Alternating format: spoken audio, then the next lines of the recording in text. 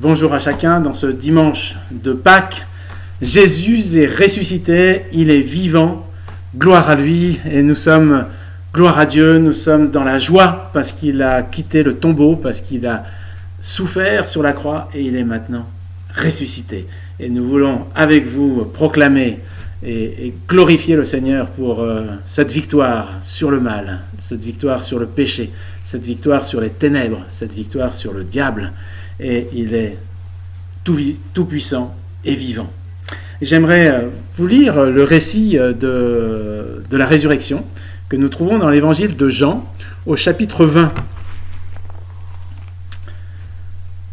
Le premier jour de la semaine, Marie-Madeleine vient au tombeau dès le matin, alors qu'il fait encore sombre, et elle voit que la pierre a été enlevée du tombeau. Elle court trouver Simon-Pierre et l'autre disciple, l'ami de Jésus, et elle leur dit « On a enlevé le Seigneur du tombeau, et nous ne savons pas où on l'a mis. » Pierre et l'autre disciple sortirent donc pour venir au tombeau. Ils couraient tous deux ensemble. Mais l'autre disciple courut plus vite que Pierre et arriva le premier au tombeau. Il se baisse, voit les bandelettes qui gisent là, pourtant il n'entra pas.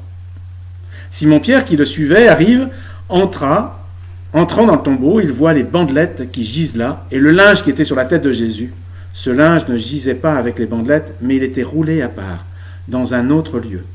Alors, l'autre disciple, qui était arrivé le premier au tombeau, entra aussi. Il vit et il crut. Car il n'avait pas encore compris l'écriture selon laquelle il devait se relever d'entre les morts. Les disciples s'en retournèrent donc chez eux. Cependant, Marie se tenait dehors, près du tombeau, et elle pleurait.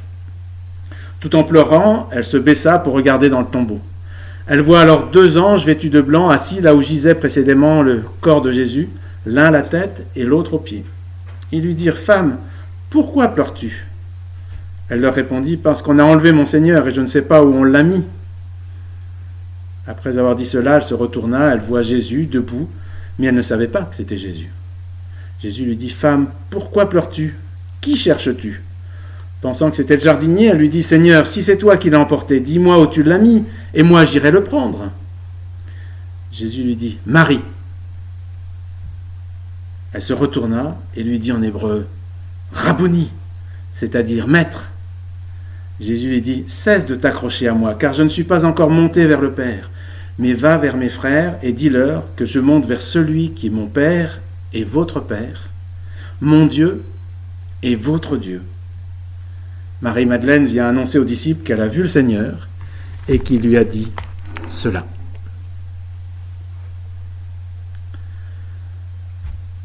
Je pense pour Marie, ce jour, ce dimanche matin, cette fin de sabbat,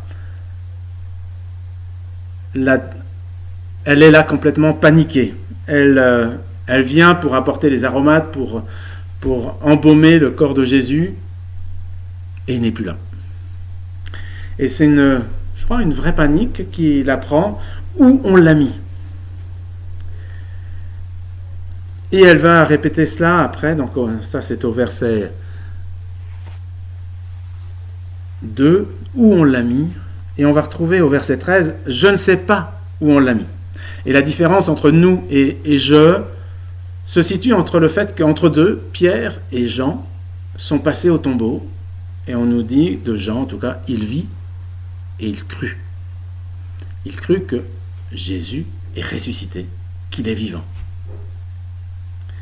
Mais elle n'a toujours rien compris, et elle est toujours avec cette idée qu'on a emmené le corps et elle ne sait pas où on l'a mis.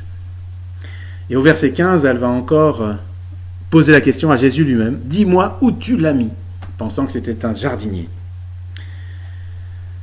Et c'est en prononçant le nom Marie, en prononçant ce nom qui était certainement dit souvent, qui était d'une certaine manière, avec son accent à lui, avec sa façon de parler, que Marie se rend compte que c'est Jésus lui-même. Marie, et elle répond, Rabboni. A priori, la seule parole, le seul mot qu'elle arrive à sortir de sa bouche, tant elle est étonnée, tant elle est incroyablement surprise, Et quel renversement de situation! Elle est en train de chercher le corps d'un mort, et cet homme est en train de lui parler, en face, tout naturellement, comme s'il l'avait fait il y a quelques jours. Et c'est pour elle, je veux dire, presque la terre qui se dérobe sous ses pieds.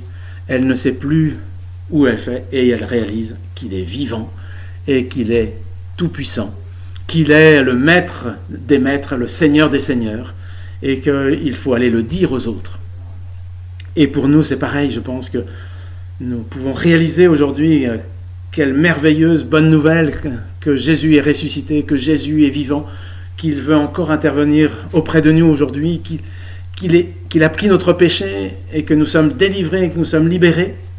Allons aussi le dire aux autres, dire tout ce que le Seigneur nous a dit, tout ce qu'il nous a appris, et que nous puissions être ainsi des porte-paroles rayonnants, joyeux, que nous puissions le louer, l'adorer partout où nous allons, et qu'ainsi la joie du ressuscité soit et demeure en nous. Amen. Je vous invite à la prière. Seigneur Jésus, que cette joie de la résurrection, que cette joie de ta vie auprès de nous, en nous, puisse rayonner sur nous, qu'elle puisse être là jour après jour, et que tout au long de l'année qui est devant nous, nous puissions vraiment proclamer que tu es vivant, que tu es le Tout-Puissant, et que tu as vaincu la mort, tu as vaincu le diable, tu as vaincu le péché, et qu'aujourd'hui tu es le Tout-Puissant, le victorieux, celui qui a gagné la bataille, et tu nous offres cette victoire. C'est à nous de la prendre. Merci Seigneur, parce que on ne peut pas être plus heureux que nous, sachant tout ce que tu as fait pour nous. Louange, honneur et gloire à ton nom.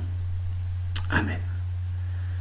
Que vous puissiez continuer à vivre dans ce temps de confinement aussi comme une joie, une victoire, comme quelque chose qui ne vous dérange pas tant que ça, parce que vous savez qu'il est votre Seigneur. Bonne semaine à chacun.